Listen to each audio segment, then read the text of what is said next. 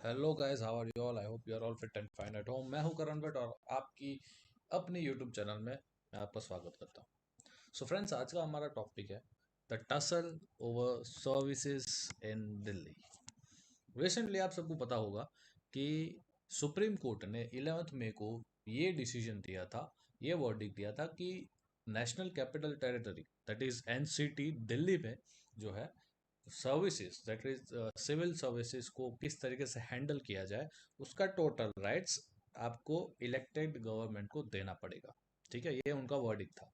अब इसी को चैलेंज करते हुए सेंट्रल गवर्नमेंट ने एक नया ऑर्डिनेंस पास ऑन किया है मई 19 को, जिसका नाम है government of national capital territory of Delhi amendment ordinance act 2023।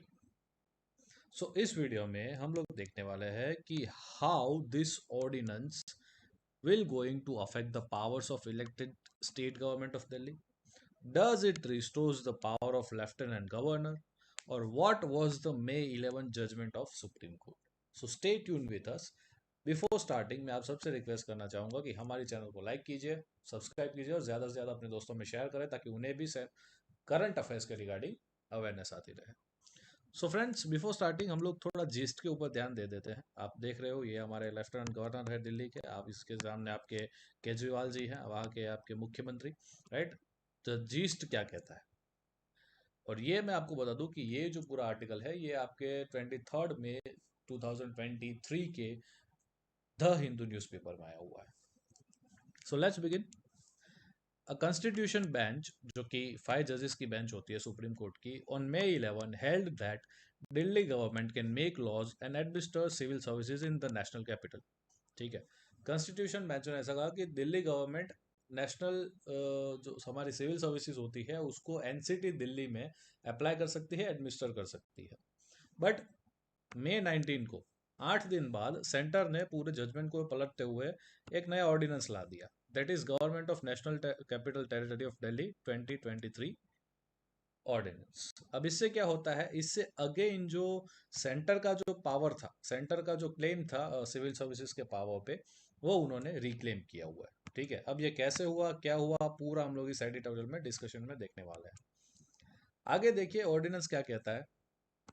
The ordinance forms a permanent national capital civil service authority. ठीक है, एक अथॉरिटी को यहाँ पे इन्होंने यहाँ पे एक बॉडी को इन्होंने यहाँ पे बनाया हुआ है ऑर्डिनेंस के थ्रू, जिसमें 3 मेंबर होने वाले हैं।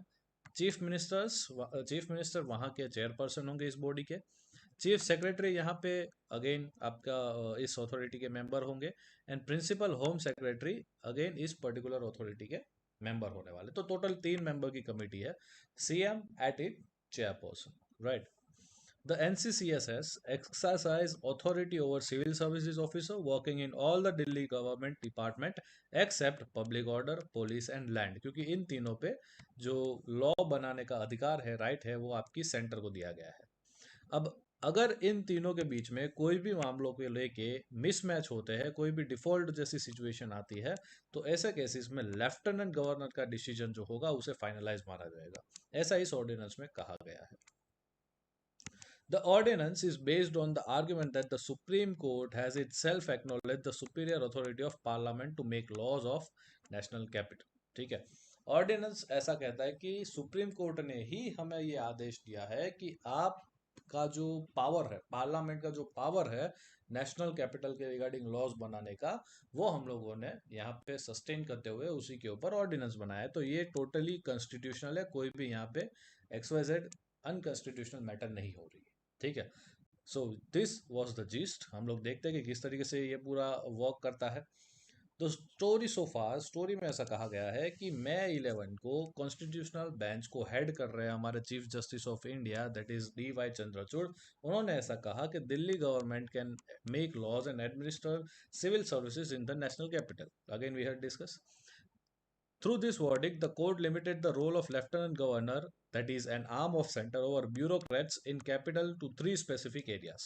ठीक है, इससे क्या हो गया, इससे इस पर्टिकुलर वर्डिक्ट से जो लेफ्टिनेंट गवर्नर है, वो लेफ्टिनेंट गवर्नर का रोल जो पहले पूरे के पूरे दिल्ली की सिविल सर्विसेज पे लगता था, अब उसको लिमिटेड करके सिर्फ 3 ही एरिया में लगाया गया, that is public order, police and land, ठीक है, जो कि तीनों के तीनों आपके सेंट्रल लिस्ट के अंडर आए हुए हैं as far as NCT Delhi is concern. इन सब को छोड़ के बाकी के सारे सब्जेक्ट का पावर किसे दिया गया? आम आदमी पार्टी के चीफ मिनिस्टर अरविंद केजरीवाल को, ठीक है। मैं यहाँ पार्टी को मेंशन नहीं कर रहा हूँ, बट द थिंग इज कि यहाँ पे चीफ मिनिस्टर के हेड के अंदर जो भी गवर्नमेंट है उसको ये पावर दिया गया कि आप इस सिविल सर्विसेज को एडमिनिस्टर करेंगे, ठीक है। अब इस पर्टिकुलर वर्डिक्ट से सुप्रीम कोर्ट ने कहा कि हम लोग यहाँ पे कोई भी पॉलिटिकल मूव नहीं कर रहे हैं, ये एक टोटली कॉन्स्टिट्यूशनल मूव है, और इस मूव के थ्रू जो सेंटर का नेशनल इंटरेस्ट एंड जो इलेक्टेड दिल्ली गवर्नमेंट का जो इंटरेस्ट है, उस दोनों को ध्यान में रखते हुए हम लोगों ने ये चीज़ को कंसिडर किया हुआ है। एंड अल्टीमेटली इन दोनों को चीज़ को ध्यान में रखते हुए ही हम लोगों ने एक पब्लिक के लिए, एनसीटी दिल्ली की जो हमारी जनता है उनके लिए एक ऐसा प्रोफेशनल सिविल सर्वेंट आपको मिले, प्रोफेशनल सिविल सर्विस ऑफिसर्स मिले जिसको डेप्यूटेशन के बेसिस पे यहाँ पे लगाया जाए, वैसे हम लोगों ने कुछ प्लान किया हुआ है, ऐसा सुप्रीम कोर्ट ने अपने जजमेंट को जस्टिफाई करते हुए कहा। इसी के बाद after 8 days of this verdict, हमारे प्रेसिडेंट जो कि द्रौपदी मुर्मू जी हैं, उन्होंने एक ऑर्डिनेंस पास ऑन किया, the government of NCT Delhi amendment ordinance 2023। इससे क्या होता है? इससे जो है आपकी जो क्लेम था पार्लियामेंट का over the civil services over the NCT Delhi, उसे रिक्लेम किया गया, ठीक है। अब ये ऑर्डिनेंस का एम ऐसा है कि to provide for a comprehensive scheme of administration of services which balances the local and domestic interests of the people of Delhi with the democratic will of the entire nation reflected through the President of India।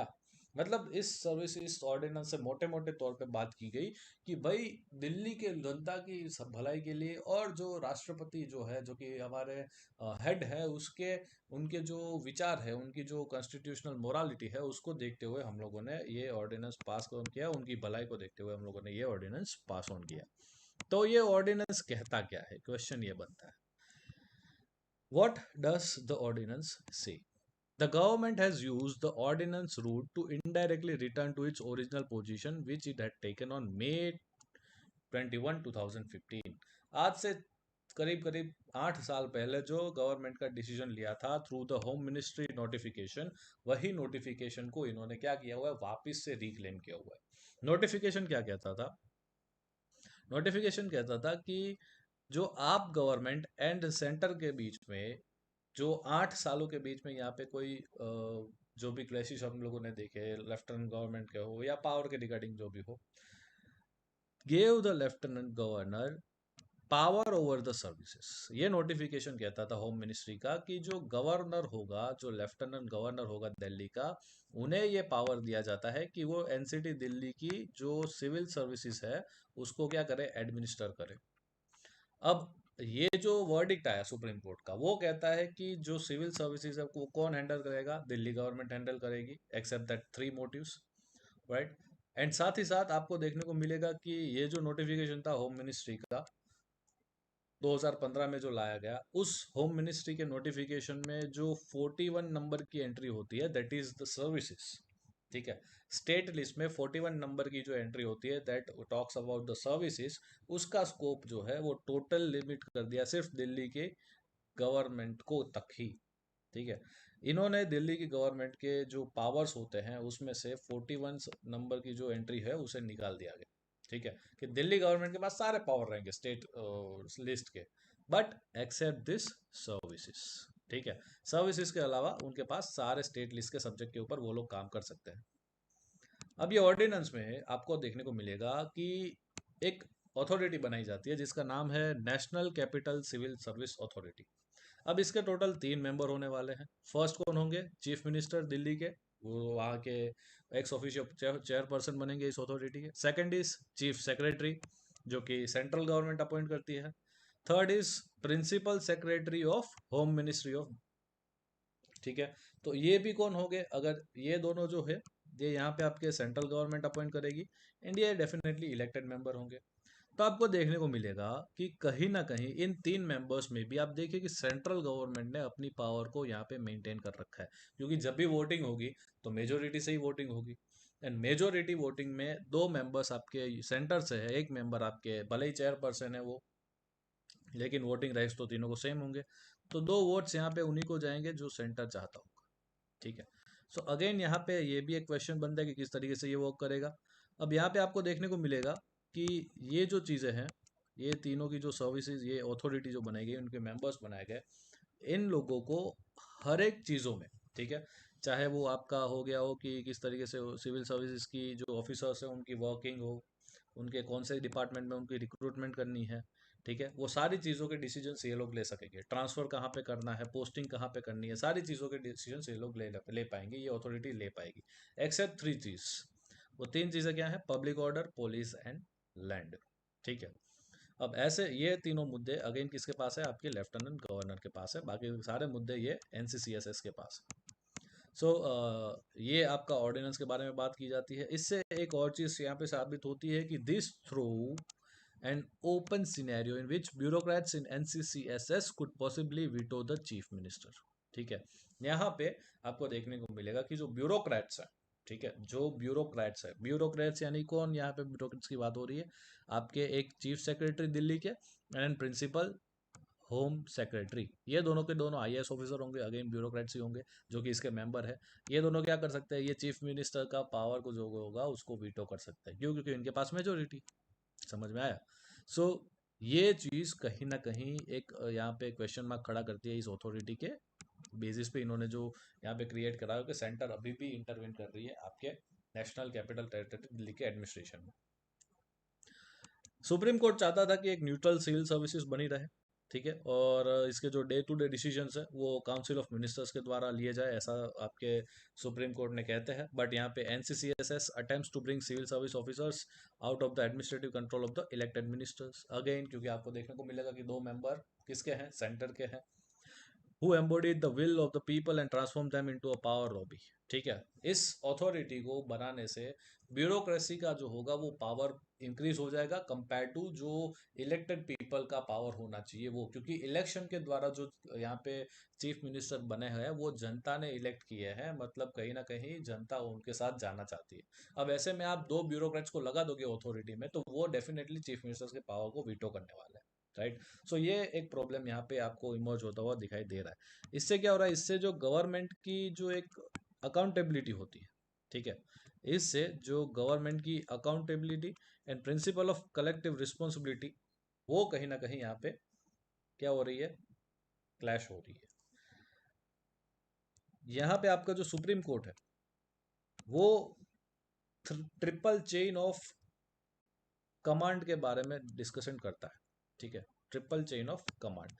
Also आपका जो NCCS है वो भी आपके triple chain of command के बारे में discuss करता है कि जिसके थ्रू आपका दिल्ली का गवर्नेंस चलता है। किस तरीके से ये चीज़? तो यहाँ पे आप देखिए, the court had held that the civil service were accountable to the minister of the elected governor under whom they function. मतलब कि सिविल सर्विसेज अब किसके अंडर काम करेगी? इलेक्टेड गवर्नमेंट के अंदर काम करेगी। The minister were in turn accountable to the legislature. जो इलेक्टेड गवर्नमेंट है, जो मिनिस्टर्स है, वो आपके लेजिस्लेचर को क्या है? यहाँ पे अकाउंटेबल है। Again this legislature ultimately to the people of Delhi, क्योंकि लेजिस्लेचर पे वही लोग बैठेंगे जिसको दिल्ली की जनता ने इलेक्ट करके वहां पे भेजा होगा। तो यहाँ पे आपको देखने को मिलेगा the chain of command was forged by Supreme Court to ensure democratic accountability. यहाँ पे एथिक्स एंड पब्लिक एडमिनिस्ट्रेशन के जो व्यू पॉइंट्स है वो भी आपको देखने को मिलेंगे कि डेमोक्रेटिक अकाउंटेबिलिटी को मेंटेन करने के लिए सुप्रीम कोर्ट ने ट्रिपल चेन ऑफ कमांड यहाँ पे सजेस्ट किया। ठीक है। सिविल सर्विसेज को आप इलेक्टेड गवर्नमेंट के अंदर ला दो, इलेक्टेड गवर्नमेंट अगेन लेजिस्लेचर को रिस्पॉन्सिबल है और लेजिस्लेचर आपके पीपल को रिस्पॉन्सिबल है। मतलब कि जनता का राइट रहेगा दिल्ली की सिविल सर्विसेज पे, ना ही किसी सेंटर ना ही किसी स्टेट का। ठीक है। सो सुप्रीम कोर्ट आपके जनता की भलाई के लिए ये चीज यहाँ पे आपको प्रपोज कर रही है। The ordinance also does not hit the president's own transaction of business rule of the government of National Capital Territory of Delhi 1993. The Supreme Court had held in 2018 that a significant aspect of the rules is that on matters which fall within the ambit of the executive functions of government of NCT Delhi, that decision making is by government comprising the council of ministers with the chief minister at its head. ठीक है। 2018 में भी supreme court ने कहा था कि जो भी मैटर सिग्निफिकेंट रूल बनाने का, रेगुलेशन बनाने का होगा, वो सिर्फ और सिर्फ आपके काउंसिल ऑफ मिनिस्टर के अंडर ही जाती है और उसको हेड करता है आपका चीफ मिनिस्टर। ठीक है।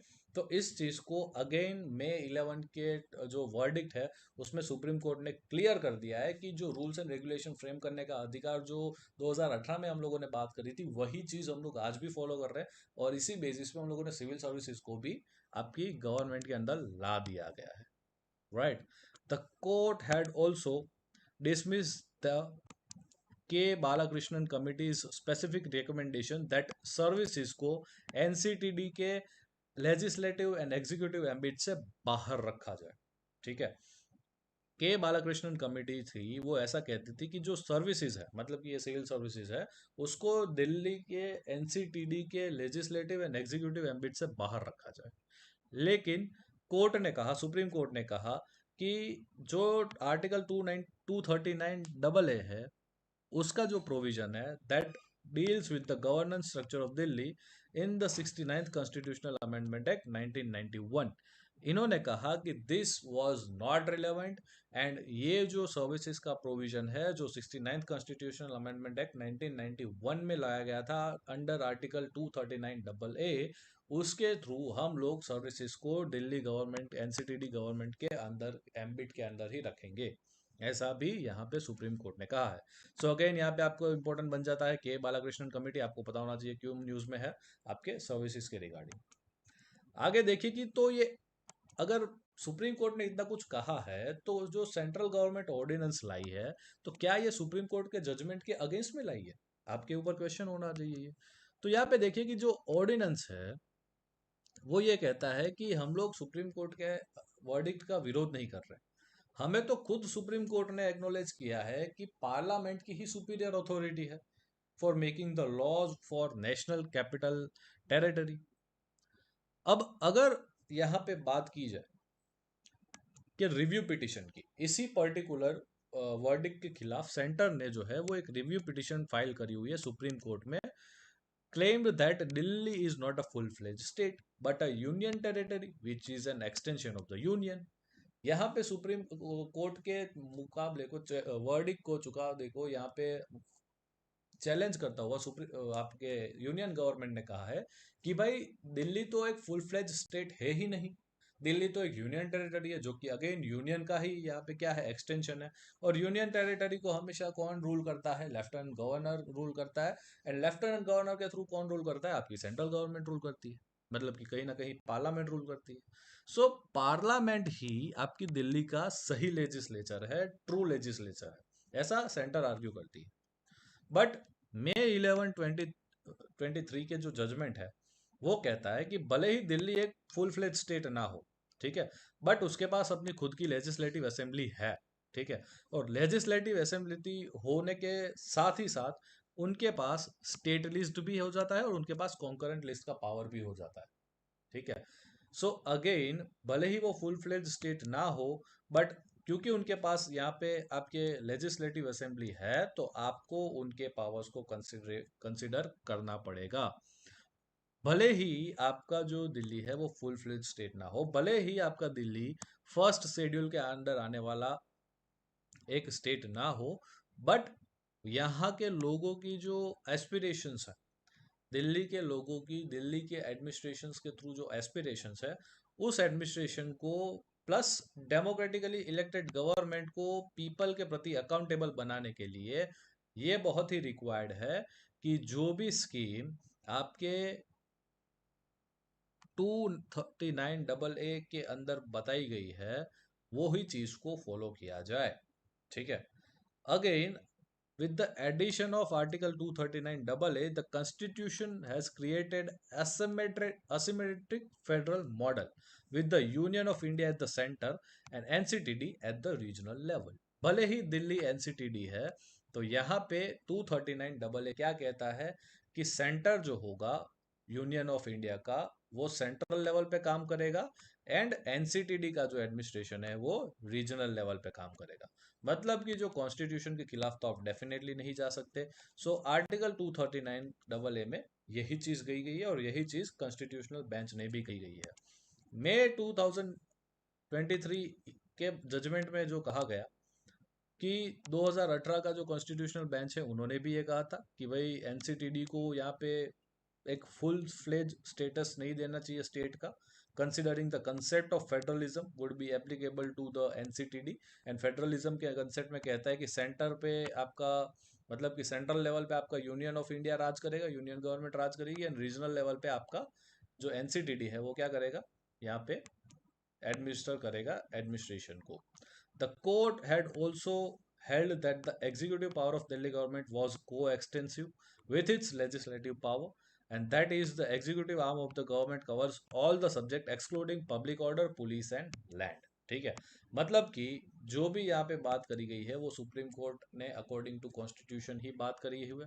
सुप्रीम कोर्ट ने अपने हिसाब से कोई भी मुद्दा नहीं निकाला हुआ है, तो सुप्रीम कोर्ट जो चीज़ फॉलो कर रही है वो आर्टिकल 239 AA के अंदर जो कहा गया है उसी को फॉलो कर रही है।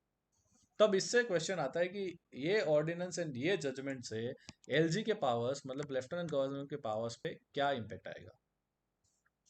अब इससे क्या हुआ कि the ordinance has put the LG back in the driver seat by giving him the power to take a final call on any decision taken by NCCA. अब एनसीसीएसए में बोला गया कि 3 मेंबर्स हैं, और 3 मेंबर्स के बीच में अगर कोई सपोज कि 2-1 से मुद्दा चलता है तो फिर तो कोई प्रॉब्लम ही नहीं है, मेजोरिटी है। लेकिन समझ लो कि यहाँ पे ऐसा है कि इन दोनों में के बीच में भी सपोज 2 का यहाँ पे मुद्दा बन जाता है। ठीक है, 2 ही वोट आते हैं, चीफ मिनिस्टर यहाँ पे वोट करने से मना करते थे कि भाई नहीं मैं इस मुद्दे के साथ नहीं हूँ, मैं कि इसके खिलाफ हूँ, मैं इसके खिलाफ वहां पे जाना चाहूंगा, वहां पे जाऊंगा, XYZ जगह जाना चाहूंगा। तो ये ऑर्डिनेंस कहता है कि जो भी डिसीजन यहाँ पे लिया गया हो दैट्स ओके, बट इसके ऊपर जो एलजी का डिसीजन होगा वही क्या होगा, फाइनल माना जाएगा। ठीक है, एलजी का डिसीजन ही फाइनल माना जाएगा। अब ये जो बात करी गई ना, ये 2018 के जो सुप्रीम कोर्ट के वर्डिक्ट थे उससे बिल्कुल अलग है। ठीक है, क्योंकि वहां पे कहा गया था कि अगेन दिल्ली के एडमिनिस्ट्रेशन को, दिल्ली के इलेक्टेड गवर्नमेंट को ये पावर है, बट ये अथॉरिटी के थ्रू गवर्नमेंट ऐसा कहती है, आपका पार्लियामेंट ऐसा कहती है कि आप जो है क्लैशेस के मुद्दों में गवर्नर का, लेफ्टिनेंट गवर्नर का मुद्दा ही फाइनल माना जाएगा। On May 11, the court had agreed with its conclusion in the 2018 that the LG was bound by the aid and advice of the Council of Ministers under Article 239 AA4 while exercising executive powers in relation to matter falling within the legislative domain of Legislative Assembly of NCTD। मतलब कि आपके LG भले ही हो यहाँ पे, लेकिन वो उतना ही मुद्दे पे काम करेंगे जितना उन्हें यहाँ पे गाइड किया गया हो, जितना उनको यहाँ पे कहा गया हो, एडवाइस करी गई हो through the council of ministers. अब ये चीज भी कहाँ पे बोली गई, ये चीज भी आर्टिकल 239 AA में कहा गया है। The court had held that even the limited discretionary power afforded to LG ought to be exercised in a careful manner in rare circumstances such as a matter of national interest and finance। ठीक है, LG could not refer every matter to the president। ठीक है, यहाँ पे court बहुत strictly कहता है कि भले ही डिस्क्रिशनरी पावर लिमिटेड हो, लेकिन यहाँ पे एलजी को कोई ये अधिकार नहीं है कि वो अपनी डिस्क्रिप्शनरी पावर को XYZ तरीके से अनकंट्रोल्ड वे में यूज करे। एलजी को उसे बहुत ही डिस्क्रिशनरी मैनर में यूज करना होगा, और एलजी के पास ये टोटल अधिकार है कि वो बहुत कुछ मैटर प्रेसिडेंट को बता सकता है, बट ऐसा नहीं कि वो हर एक मैटर पे प्रेसिडेंट के पास चले जाए। ठीक है, अगर ऐसा होगा तो फिर तो सेंटर का ही डायरेक्ट यहाँ पे आपके एनसीटीडी के ऊपर एडमिनिस्ट्रेशन आ जाएगा, क्योंकि प्रेसिडेंट किसकी एडवाइस पे काम करते हैं, council of minister eight union government. ठीक है, तो हर एक मैटर यहाँ पे प्रेसिडेंट तक ले जाने की जरूरत नहीं है, लेफ्टिनेंट गवर्नर खुद भी अपने डिसीजंस ले सकते हैं। राइट, ऐसा यहाँ पे सुप्रीम कोर्ट के वर्डिक्ट से कहा गया है। सो अब फ्यूचर क्या हो सकता है, आगे क्या हो सकता है। अब देखिए, जुडिशियल रिव्यू करके भी एक चीज होती है। ठीक है, और ऑर्डिनेंस जुडिशियल रिव्यू के बाहर का नहीं है, जुडिशियल रिव्यू के एम्बिट के अंदर ही ऑर्डिनेंस आता है। तो अगर समझ लो कि इस ऑर्डिनेंस को कोई सेपरेटली चैलेंज करता है, तो यहाँ पे यूनियन गवर्नमेंट को ये प्रूव करना पड़ेगा कि भाई आपने जो ये ऑर्डिनेंस लाया है वो कौन से बेसिस पे, कौन सी सिचुएशन के ऊपर इम्प्लीमेंट होता है।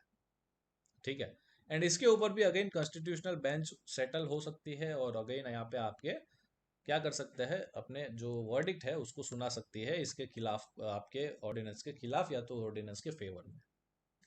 A constitution bench in DC Wadhwa versus State of Bihar had held that the power of executive to promulgate an ordinance should not be perverted to serve political end.